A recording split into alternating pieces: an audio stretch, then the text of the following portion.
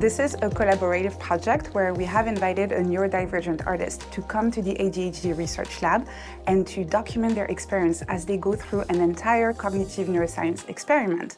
I'm not a neuroscientist, but for some reason I've been really intrigued by how the brain works and the nervous system, and I think my own lived experience and my own stuff as an art therapist, I wanted to kind of link all these things and make it into an art project. One thing that science has historically done really well is put people in little boxes and kept everything nice and neat and tidy. So we'll have you because you have ADHD, we won't have you because you've also got depression.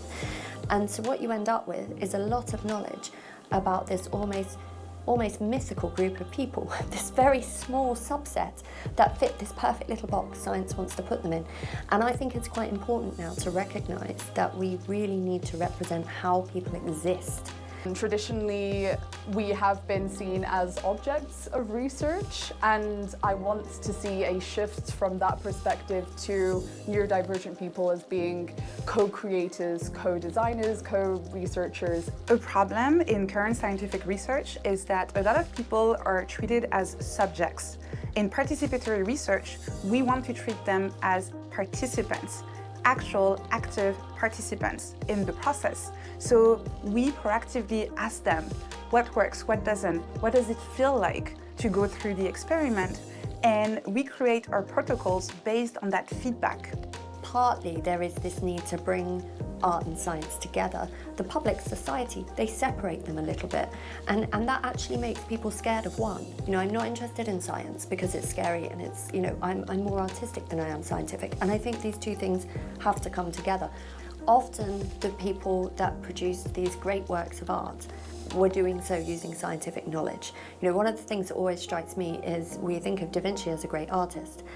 Actually also was the first person to show some of the cranial nerves through anatomical drawings. Scientists have a notoriously obscure way of communicating scientific results. You go to a conference and you talk about your research there, you write a paper and you talk about your research there, but this kind of communication often isn't super accessible, both to the general public, but also to neurodivergent people, whether they are the general public or whether they're researchers. So working with an artist is helping us bring a different perspective, a different communication style that we hope is going to reach more people.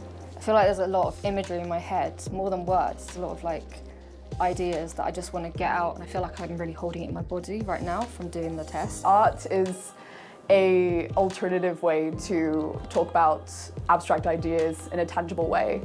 I just want to get that out and process it and understand how I found that, how it felt to me. Scientists are viewed as not creative people because we go through set processes and we follow instructions and all of this stuff. But actually the creativity in what we do is in deciding what questions to ask in the first place. Science is a very creative thing. It's just our creativity comes in here. And I think with artists, their creativity comes in at the other end. So being able to bring these two things together for me is just really exciting. Our goal for this mixed media that they're going to create is to capture what it feels like for a neurodivergent participant to go through this experiment so we can share it with the world. And I hope that by offering some visuals to go with the neuroscience and my experience of being neurodivergent, people can learn about themselves, learn about people around them. What we know about these conditions so far is from a very medical model of them. So we're trying to fix people in the research. And I think maybe we need to take a broader approach because that's going to, I think, has the potential to offer greater benefits. Different people have different brains, different minds, and we work in different ways.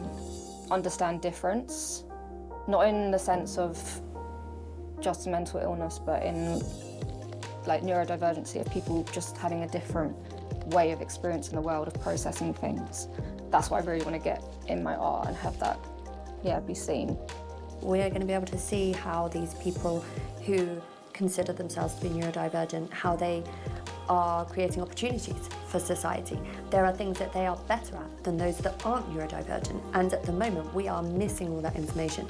Participatory research has many benefits. One of them, of course, is the experience of neurodivergent participants themselves, which is a lot better when researchers have worked beforehand with neurodivergent people to design the protocol. If we don't make it inclusive, we're doing research on people, not for and with people. The other benefit is that it makes the results more applicable, more useful in the real world. So I think it's just a really exciting thing to bring two very different ends or types of creativity together and just see what happens. Ultimately, what we hope to achieve is to help having more honest conversations about the experience of neurodivergent participants in scientific experiments and to make them more inclusive in the future. People might see something in the art and really relate to it, or if it's different, they might have never known about something like that, and then they can learn about people. Right now we have this focus on neurodivergent voices in academia and in research, and in the future I would love to focus even more from the art and curational perspective as well, and to keep blurring that line between the two fields, because arts and science are not two separate entities. This project for me is the first step in a journey of what I hope will be a series of very successful collaborations going forward. We're hoping first and foremost that this project sends a clear signal to neurodivergent people that we want your involvement, we value your involvement, and we want to work with you. Going forward, I hope that this will also trigger other labs, other scientists to start to think in similar terms and bring art into the lab, bring artists into the lab, and hopefully where they're doing neurodiversity research, bring in neurodivergent artists.